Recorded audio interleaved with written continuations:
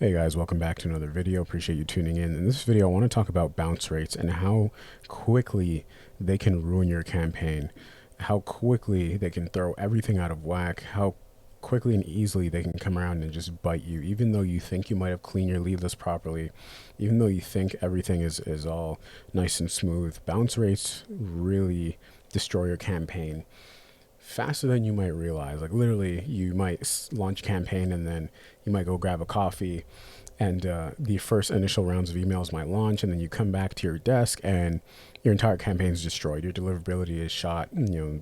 Not gonna work, and you just spent 2 weeks warming up your inboxes, told your clients you'd get them results. And if you didn't buy backup inboxes, well, then you're toast. You're gonna have to explain to your client why there's another delay now, and it just makes for a real mess, even though you thought you had double, triple verified your emails and stuff like that. So yeah, this is a live example. Now, luckily for myself, I have spares on spares on spares of inboxes and a ton of backups, so we are okay. And I'll tell you how I'm getting around this, but this is the first time that has happened to this level in a while. Usually my bounce rate is like 0.5 to 0.6%, so not even 1%. In this campaign, we launched this, today is a Tuesday. We launched this on a Friday, and the bounce rate here is a bit over 5%.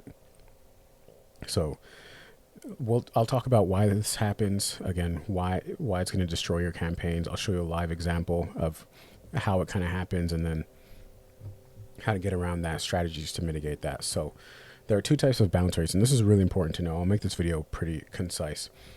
There are sender bounce rates, and then there are recipient bounce rates. So the recipient is your prospect, the person you're reaching out to. So with sender bounce rates, with the recipient's bounce rates, you usually can get rid of that and keep that pretty much down to 0% by just verifying your emails, making sure that the emails are verified with whatever tool you use. I use Mail Tester Ninja. I have no affiliate program with them, by the way. It's just what I use. Some people use Million Verifier, whatever else is out there. So those are regular bounce. Those are recipients bounce rates, and then there's sender bounce rates, which are from your personal email address. So sender bounce rates are not good. Not good. I mean, neither of them are good. Sender bounce rates are not good. It really just means your infrastructure is bad, or your domain or inbox has just been totally blacklisted or marked as spam. Like nothing goes out. No emails get sent out. With recipient bounce rates, so again, it's either they have like a spam trap, or the email doesn't exist. It no longer exists. And if you have verified your emails, like every email verifying tool should protect you against this. But I'll show you how this happened, because we verify our emails with Mail Tester Ninja, and our bounce rates are pretty much flawless, right? So, and look what happens. So yes, it's been a low volume amount of sends. This is a test campaign, but look at this reply rate. It's rather low, rather low. Even for a saturated offer, like that is rather low. Anything below 0.6, because I keep things in perspective. Like if it's a unique offer, okay, we're looking at 1.5 to 2% ideally, and north of that. If it's a saturated offer, like things like lead gen, for example, I'll take anything above a 0.7 or a 0.65. This is not good. This lets me know there's a deliverability issue for sure, because I'm not even getting out of offices or nothing like that, right? So let me give you an insider sneak peek. So I'm blocking out the copy here because it's proprietary. We're testing it, but the emails, the recipients, I don't mind you seeing, because you're not going to get through anyway. And here's why. So the first ones that bounced were, let me just make sure. Yeah. So this is what I want you to notice. So even though these email addresses have been cleaned and verified, these guys had an internal SMTP server thing, whatever, that blocks out all cold emails, period. Right. And so a lot of companies have that, especially on the enterprise level, bigger companies, where they just won't allow cold emails to come through. And sometimes it'll just automatically route it to the spam folder, or it'll just block it from coming into their internal server, which is what's happening here. And so in that case, in the latter case, you would get notified. So this one right here, 2, 3, 4, 5. All 5 of these, all of the first 5 were from the people from the same company. So immediately you can see, okay, this company has internal spam filters that prevent cold email from coming through, right? And you can see it. You can see it in the description right here, right? Permanent SMTP delivery error, message bounced by recipient server. So, and then 550, this is the error code 550, high probability of spam. So message bounced by a recipient server because it's a high probability of being a spam email. So it's exactly what we said, right? It'll tell you. And then it lets you know that, it's no coincidence that all 5 people at the same company that we tried to reach out to, we got bounced. So that just lets us know, right? So I typically, like, my bounce rate is so low that I never set a automatic pause switch to when the bounce rate is over a certain percentage. I never do it because my bounce rate is, again, like 0.5 to 1% maybe.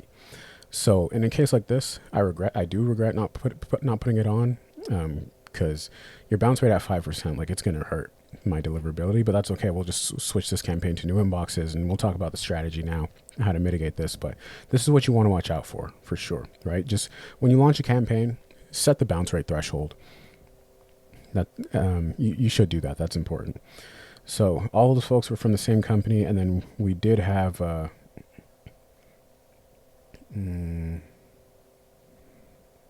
we did have 2 people from another company. They just had a delivery status notification failure. So this doesn't look like an internal spam filter. It's a hard bounce, actually. Probably just couldn't get through, and I'd be curious to know why our email verifier didn't catch this.